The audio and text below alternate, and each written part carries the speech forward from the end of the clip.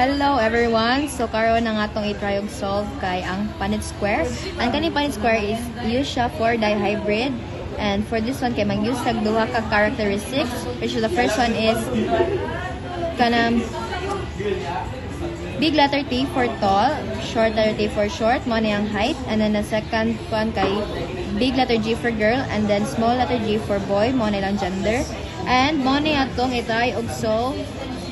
So, let's start. So, since daghan man niya nga itong kuan kay dako dyan na ito ang box na gamiton.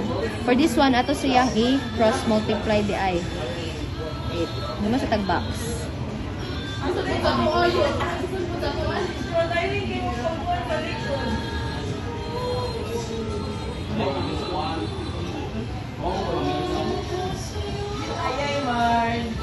Okay, and then atong i-cross multiply. Next.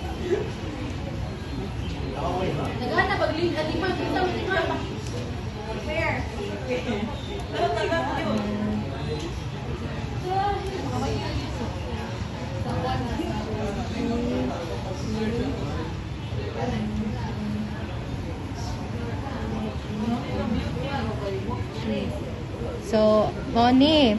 And then after that, i-multiply, nasa nato sila. And keep in mind, nga kanang same letter, kaya imo siyang itupad.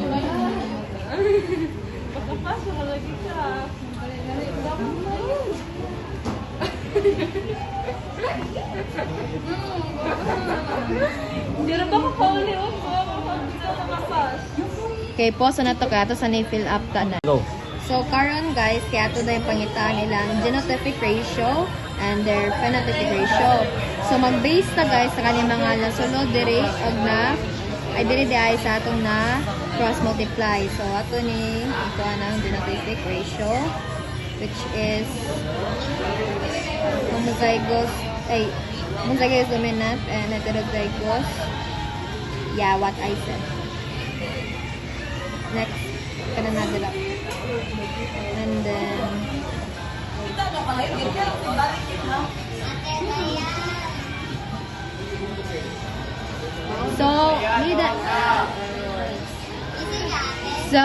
need para sa kaniday guys, kay kung panalitan magtupad mo og same letter, dapat mas una ang big letter kaysa sa small letter. So continue na tong sulat.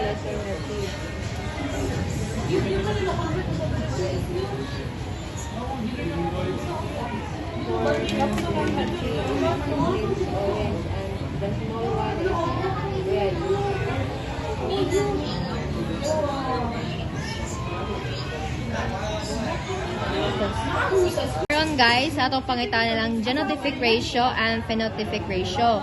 So, ang atong kuhaan kay kaning gikan sa atong gi-cross multiply, which is kani, and ato silang ipon kung pila sila kabuk naa sa ato ang box. So, mo nilang result. And karon kaya ato na pangitaan ng ilang phenotypic ratio. So, since nag-4 man ni sila, lain-lain sila og quality. Quality? Quantity.